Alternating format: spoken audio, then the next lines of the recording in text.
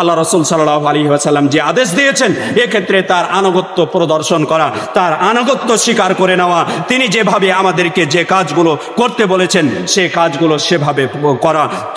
তৃতীয় নাম্বার যে আনুগত্যটি, যে শিষ্টাচারটি আল্লাহ রাসূল সাল্লাল্লাহু আলাইহি ওয়াসাল্লামের সাথে আমরা রক্ষা করব সেটি হচ্ছে আত-তাআদ্দুবু ইনদা যিকরিহি। আল্লাহ রাসূল সাল্লাল্লাহু আলাইহি ওয়াসাল্লামের নামটা যখন উচ্চারণ হবে তখন আমরা আদব রক্ষা করব। আল্লাহ রাসূলের নাম যখন আমরা শ্রবণ করব সেক্ষেত্রে আমরা আমাদের আদব শিষ্টাচারকে রক্ষা করব।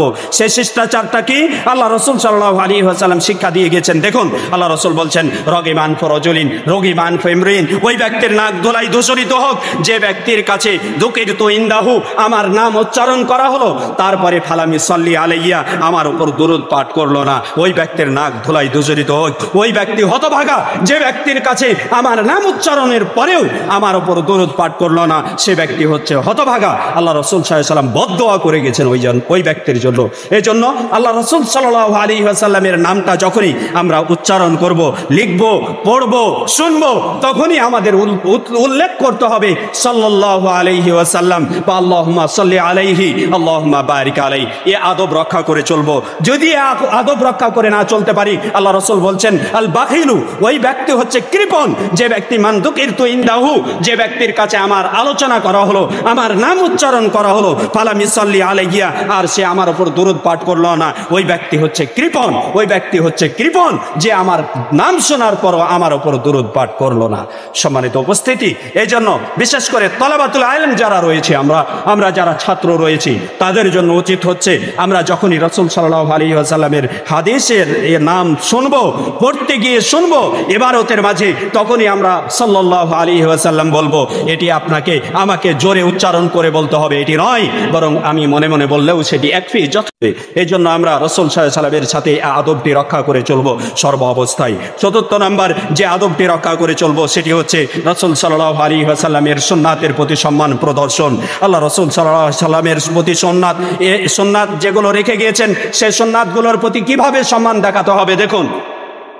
আল্লাহ তাআলা বলছেন ফালা ওয়া রাব্বিকা লা ইউমিনুনা হাত্তা ইউহাক্কিমুকা ফীমা শাজারা বাইনাহুম।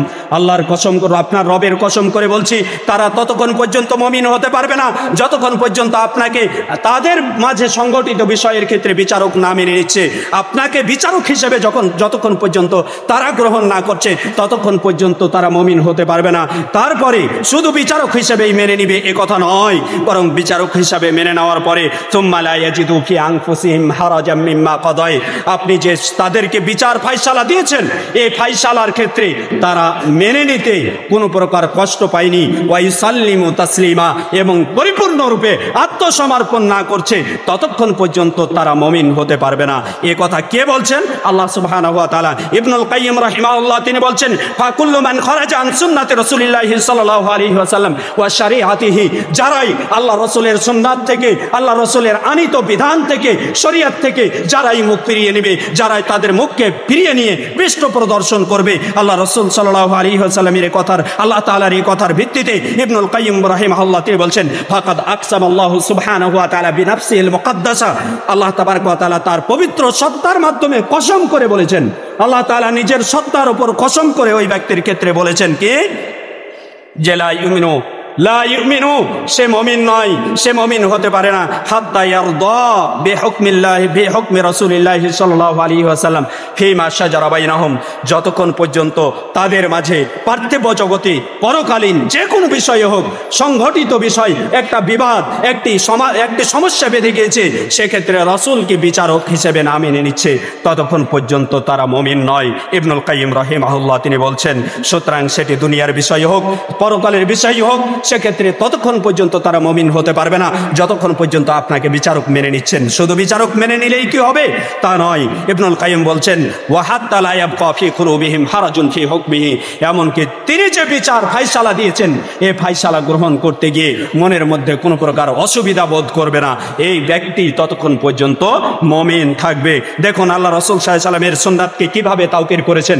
আল্লাহ রাসূল সাল্লাল্লাহু আলাইহি ওয়াসাল্লামের সাহাবী আব্দুল্লাহ বিন মাসউদের কাছে এক সাহাবী আসতেন আমর বিন মাইমুন, তিনি বারবার যাতায়াত করতেন আল্লাহ রাসূল সাল্লাল্লাহু আলাইহি ওয়াসাল্লামের সাহাবী আব্দুল্লাহ বিন মাসউদের কাছে। তিনি বলছেন মা সামিতু ইয়াকুলু ক্বালা রাসূলুল্লাহ সাল্লাল্লাহু আলাইহি ওয়াসাল্লাম আমি আব্দুল্লাহ বিন মাসউদকে কখনো এ কথা বলতে শুনিনি যে আল্লাহ রাসূল সাল্লাল্লাহু আলাইহি সাল্লাম বলেছেন। এ কথা তার মুখ থেকে 1 বছর আমি তার কাছে যাতায়াত করেছি, কিন্তু কখনো তার কাছে এ কথা শুনিনি।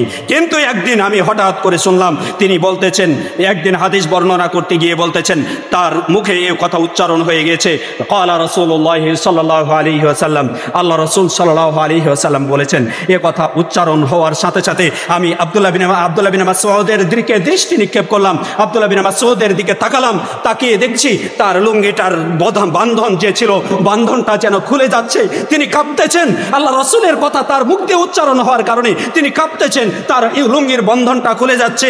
আর তিনি ওয়ান্তাফাখাত আওদাজুহু, তার ঘাড়ের রগগুলো, যে শাহ রগগুলো রয়েছে সেগুলো ফুলে গিয়েছে। আব্দুল্লাহ বিন মাসউদের রগগুলো ফুলে মোটা হয়ে গিয়েছে এবং তিনার আইনাহু, এবং তার 2 চোখ দিয়ে অশ্রু প্রবাহিত হচ্ছে, বন্যার পানি নাই প্লাবিত হয়ে যাচ্ছে। তিনি ক্রন্দন করতেছেন আর বলতেছেন আন্নাহবু দালিক, অথবা এই রূপ আল্লাহ রাসূল বলেছেন, আও দুনা দালিক, অথবা এর থেকে একটু কম বলেছেন, আও ফাওকা দালিক, আও করিবাম মিন দালিক, অথবা এই রূপ কথা বলেছেন। এ কথা আব্দুল্লাহ বিন মাসউদ রাদিয়াল্লাহু তাআলা আনহু বলছেন, আর তার চোখ দিয়ে অশ্রুর বন্যা বয়ে যাচ্ছে। আল্লাহ রসুলের নামটাকে উচ্চারণ নিতে গিয়ে তিনি কতটাই ভক্তি করেছেন, কতটাই আল্লাহ রসুল সাল্লাল্লাহু আলাইহি ওয়াসাল্লামের হাদিসের প্রতি মহাব্বত, কতটাই আদব রক্ষা করে চলেছেন। দেখুন আরো দৃষ্টান্ত দেখুন।